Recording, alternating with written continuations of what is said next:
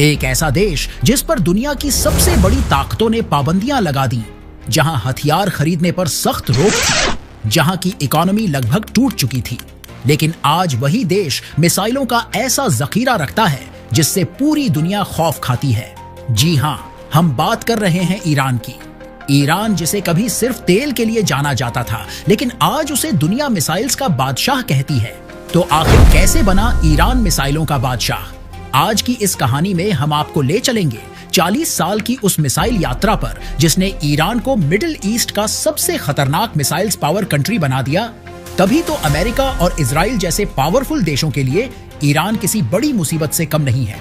हालांकि जब आप ईरान के इतिहास को देखोगे तो आपको यकीन करना मुश्किल हो जाएगा कि इतनी पाबंदियों और कम टेक्नोलॉजी के चलते वो आज मिसाइल का बादशाह कैसे बन बैठा।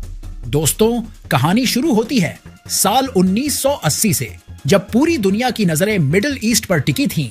ईरान में कुछ ही समय पहले इस्लामिक क्रांति हुई थी, जिसमें शाह को गद्दी से हटाकर आयतुल्लाह खोमैनी सत्ता में आ चुके थे। अमेरिका और उसके साथी देशों को यह बिल्कुल पसंद नहीं आया। इसी माहौल में ईरान का सबसे बड़ा दुश्मन इराक का राष्ट्रपति सद्दाम हुसैन एक चाल चलता है। वो सोचता है कि ईरान अभी अपने पैरों पर खड़ा नहीं हुआ है, इसकी सेना बिखरी हुई है और ये मौका ईरान पर हमला करने का सबसे सही है।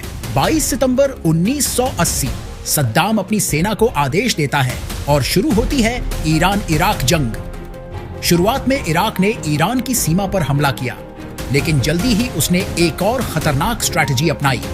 उसने ईरान के बड़े बड़े शहरों पर स्कड मिसाइल्स दागने शुरू कर दिए, जिसमें तेहरान, इस्फहान, अबादान जैसे शहर लगातार धमाकों से हिल उठे। बाजार, स्कूल, यहाँ तक कि रिहायशी इलाके भी सुरक्षित नहीं थे।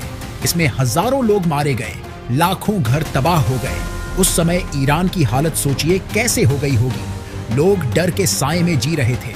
हर रात आसमान से आग बरसती थी, लेकिन उनके पास जवाब देने के लिए कुछ भी नहीं था। ईरान के लिए सबसे बड़ी दिक्कत ये थी कि अमेरिका और यूरोप ने उस पर कड़े प्रतिबंध लगा दिए थे।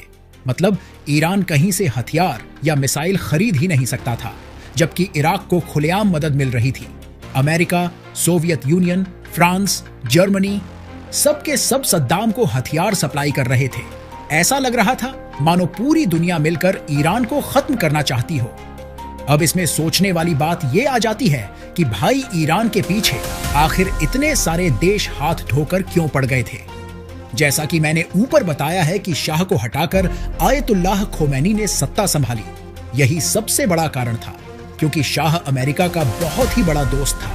शाह के जमाने में ईरान, अमेरिका और यूरोप का भरोसेमंद साथी था। लेकिन सत्ता परिवर्तन के बाद ईरान खुलकर बोला, हम पश्चिमी ताकतों के गुलाम नहीं हैं। यहीं से अमेरिका और यूरोप के साथ उसके रिश्ते दुश्मनी में बदल गए। इसके अलावा उसने डेथ टू अमेरिका जैसे नारे दिए और इजराइल का खुलकर विरोध किया। ईरान की इस्लामिक क्रांति से डर था कि उसका असर अरब देशों जैसे सऊदी, कुवैत, बहरीन में भी न फैल जाए। इसलिए अमेरिका और यूरोप ने इराक के सद्दाम हुसैन को एक दीवार की तरह इस्तेमाल किया। उन्होंने सद्दाम को पैसे, हथियार, तकनीक सब दिया ताकि वो ईरान को रोक सके। इसलिए ईरान पूरी दुनिया में अकेला पड़ गया और ईरान को मजबूरी में डू और डाई यानी करो या मरो वाली स्ट्रैटेजी अपनानी पड़ी।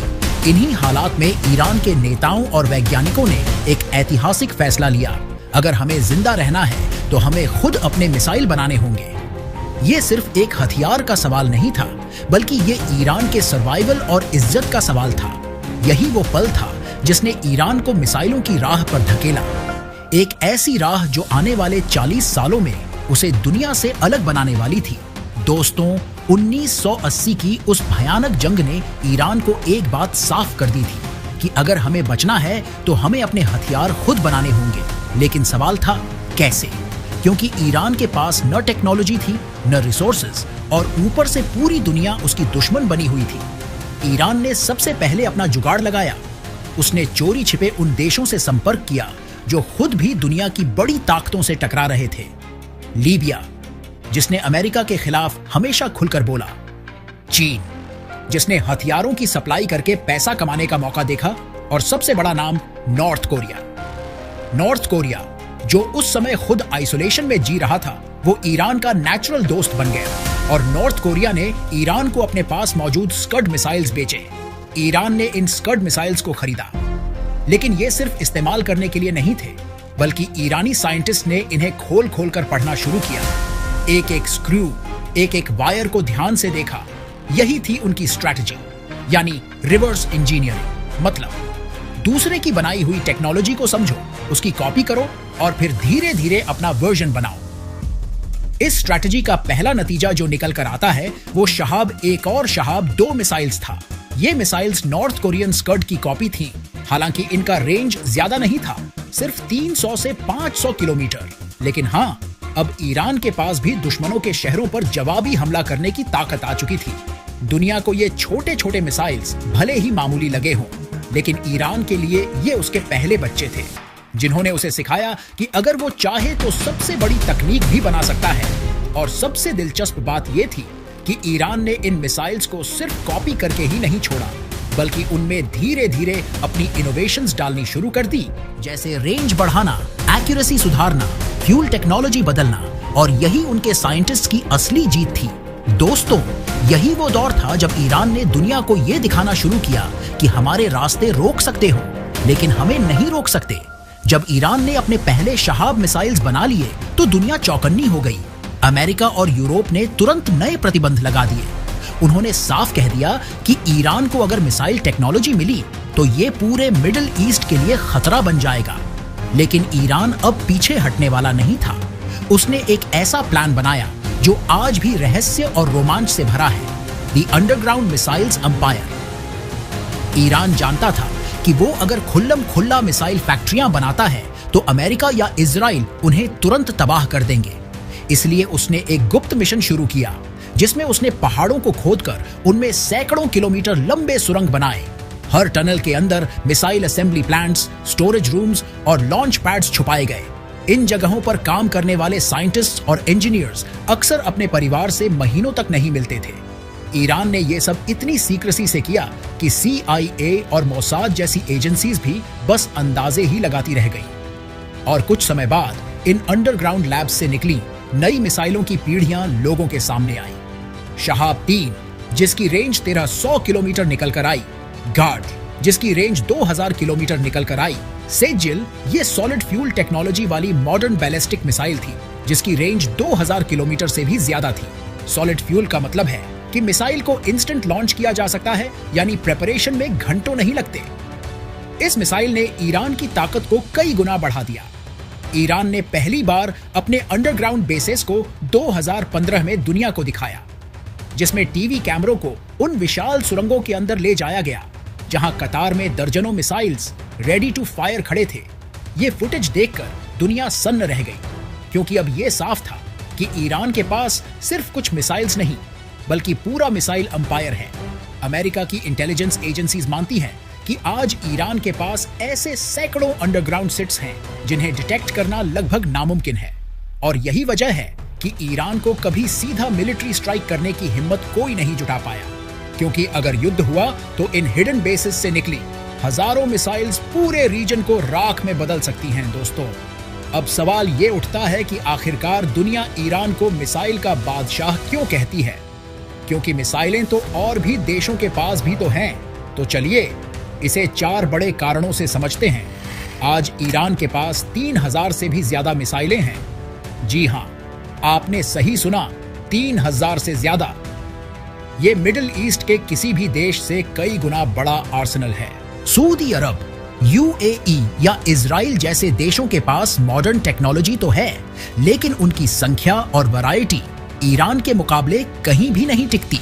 ईरान के पास हर तरह की मिसाइलें जैसे शॉर्ट से लॉन्ग रेंज तक मौजूद है, जैसे रेडीमेड कपड़े की दुकान। ईरान का शस्त्रागार सिर्फ संख्या में बड़ा नहीं है, बल्कि डाइवर्सिटी में भी है।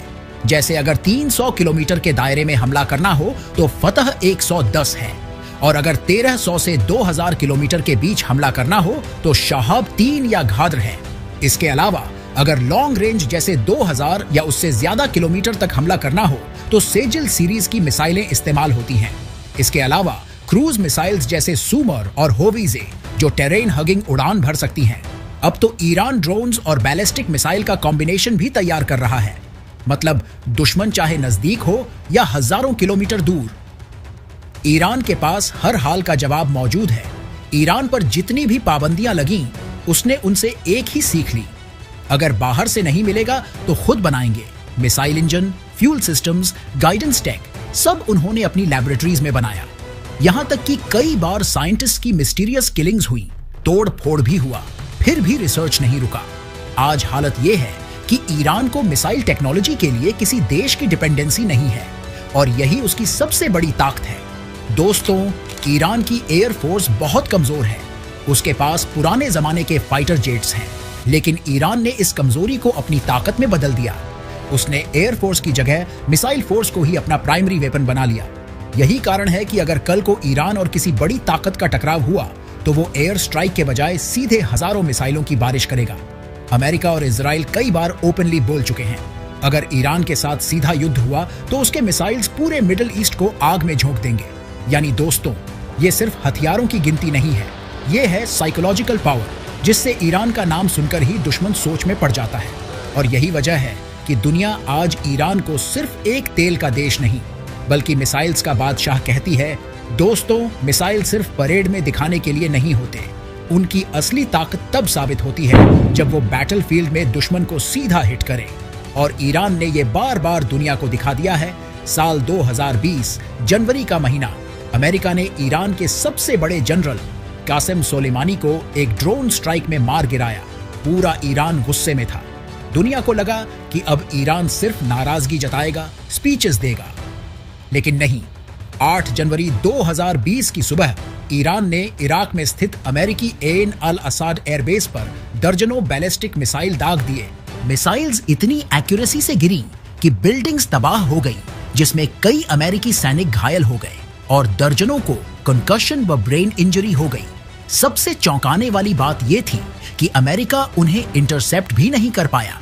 यह हमला दुनिया के लिए एक बड़ा शॉक था, क्योंकि पहली बार किसी देश ने ओपनली अमेरिका के बेस पर मिसाइल्स बरसाए, और वो भी बिना किसी रोक टोक के। जून 2019 में गल्फ ऑफ ओमन में 2 ऑयल टैंकर्स पर मिसाइल और ड्रोन अटैक्स हुए, जिससे दुनिया भर की उंगलियां ईरान की तरफ उठी थी। इसके अलावा इसी ही साल सितंबर में सऊदी अरब की दुनिया की सबसे बड़ी ऑयल कंपनी एरामको की फैसिलिटीज पर भी मिसाइल और ड्रोन हमले हुए, जिससे कुछ ही मिनटों में सऊदी की तेल उत्पादन क्षमता आधी रह गई थी।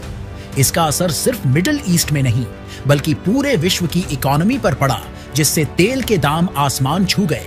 ईरान ने सिर्फ अपनी सेना तक ही मिसाइलें नहीं रखी, बल्कि अपने एलाइज और प्रॉक्सी ग्रुप्स को भी ये टेक्नोलॉजी दी, जैसे लेबनान में हिजबुल्लाह, यमन में हूती, इराक और सीरिया के मिलिशिया ग्रुप्स। इन सब के पास ईरान की मिसाइल्स और ड्रोन्स मौजूद हैं। यानी अगर कल को ईरान पर हमला होता है तो जवाब सिर्फ ईरान नहीं देगा, बल्कि पूरे रीजन से मिसाइल्स की बरसात होगी। तो दोस्तों, ये थी कहानी उस देश की जिसे कभी दुनिया ने तोड़ने की कोशिश की, लेकिन उसने खुद को इतना मजबूत बना लिया कि आज पूरी दुनिया उससे डरती है। इससे साफ जाहिर होता है कि अगर आपके पास रिसोर्सेज न हो तो भी दिमाग और जिद से सब कुछ मुमकिन है। अगर आपको हमारा ये वीडियो अच्छा लगा हो तो लाइक और हमारे चैनल को सब्सक्राइब करके अपने दोस्तों में शेयर जरूर कीजिए, क्योंकि उन्हें भी तो पता चल सके कि आपदा को अवसर कैसे बनाया जाता है।